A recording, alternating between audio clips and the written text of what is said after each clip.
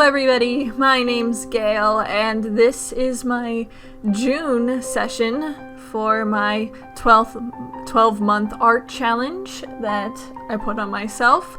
Hello to anybody who's new.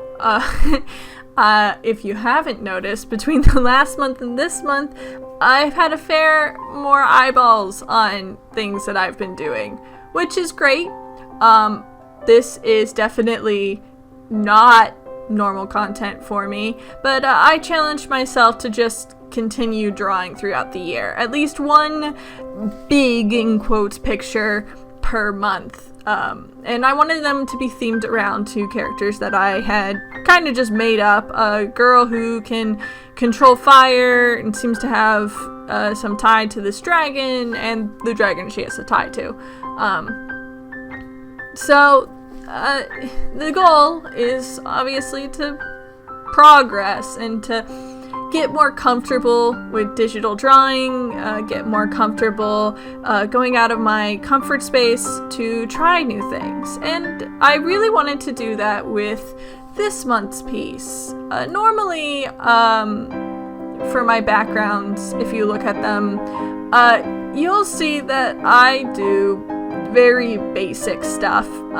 I like to rely on textures. I have this one brush I think I've used almost every single time. It's just a bunch of leaves. I love it. It's great for just creating bushes and trees really quickly, but it is a bit of a crutch. And I kind of don't care so much about environments usually. Or color. Color is another thing that I struggle a lot with. Line art, I feel like I'm decent at, and that makes sense to me. It's really easy to think of how I could practice to get better at line art, but coloring and texture and stuff, getting faster, that all, as someone who's not trained as an artist, never studied or took a lot of art classes in school. I was definitely more of the science and math brain kind of person. It's slow and it's difficult, but it is fun. So this time I took inspiration from one of my favorite movie studios, which is Studio Ghibli.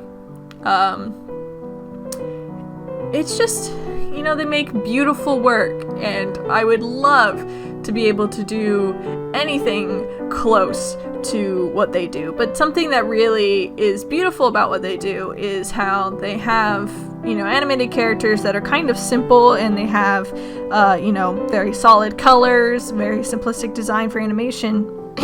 Excuse me. But they also have these beautiful backgrounds that just look straight out of a painting. And obviously I'm not good enough to do the background's true justice, but I wanted to give it a shot because I don't do complex backgrounds all the time. So I tried to look at other Ghibli works. I tried to look at actual oil paintings and watercolor paintings, tutorials by people who wanted to copy the Ghibli style as well. And I just tried to create a cliff that I saw in my head, and it turned out pretty well, considering it's the first time I've really drawn a cliff, or painted one, I guess. It was very interesting. A lot of it, rocks confused me. Like I said, coloring is not my strong suit, and rocks are just a whole bunch of shades of colors thrown together but look geometrically sound. For artists who can do it, good for you. It confuses me a bit. So the rock face took a lot. But yeah, it was still really fun. I wish the clouds in the background were a bit sharper. I tried a couple of times to get that crisp look so that the clouds weren't just blurry in the background, but every time I did, it just made it worse, so I gave up and just accepted that this time they're gonna be blurry, but I'll try another time to make them more solid. And then I got to the characters, and this is where probably I had the most trouble. People, dragons, any character are kind of hard when you want to do them in active motion. the wind, I kind of understood how I wanted the wind to affect the girl, but also I had accidentally, well, not accidentally, but I had drawn her in a way that she would not be forward or sideways, which for a good artist would not be so much of a problem. But for me, I tried, but I could not figure out for the life of me how to get her face to work if she was facing somewhat towards the front, but also towards the side at like an angle. It was frustrating.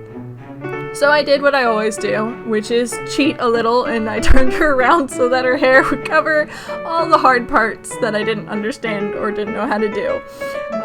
Yes, it's cheating, but shush, don't tell anyone and nobody will care. So yeah, I drew her backwards to get over that, but I still liked it. I still think it tells the story.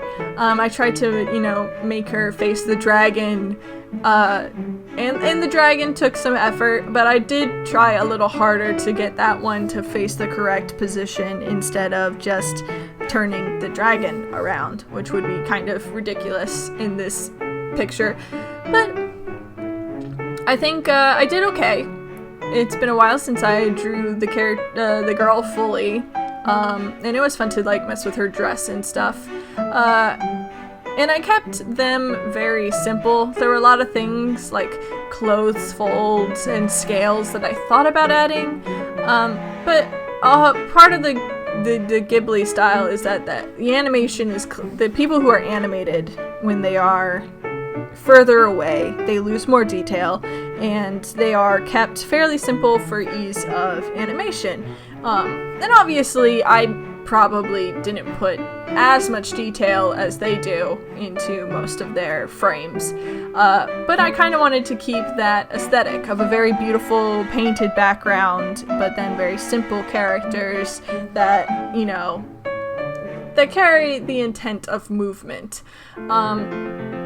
I think one of the biggest problems I have looking back on it, definitely the line work was very heavy. They're very thick lines. I think I definitely could go thinner to make it less blocky. Obviously, they aren't as expressive or carry as much movement. The dragon especially probably could have been even more like the hindquarters even further behind the dragon so they weren't seen as much, and that's me not having a reference ready and having a picture in my brain that I just can't translate onto screen in this case. And obviously I need to work on shadows.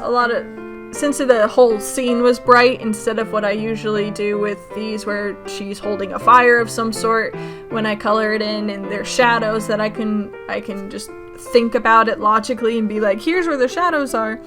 A bright day doesn't have particular obvious shadows where they should be, so I tried to keep it I tried to do my best to keep it as consistent amongst both characters and try to keep the shadows down and to the right, and use that as just where the sun is even though you can't see it.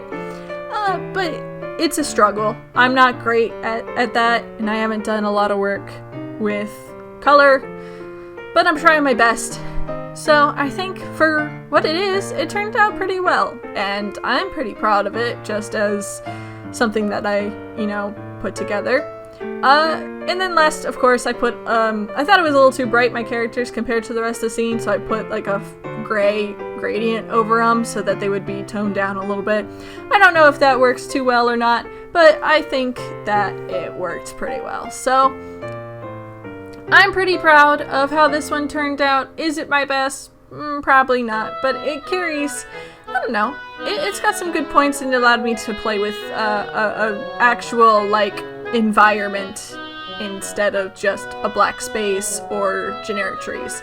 So this is how I've been so far. I think I've had a lot of fun doing this challenge, even if it isn't always clear progress. So yeah, that's it for this one, and I will see you guys next month. Bye bye. Hi there, it's the end of the video, my friend. Hit the bell if it was okay, I'm sure I'll make good content someday.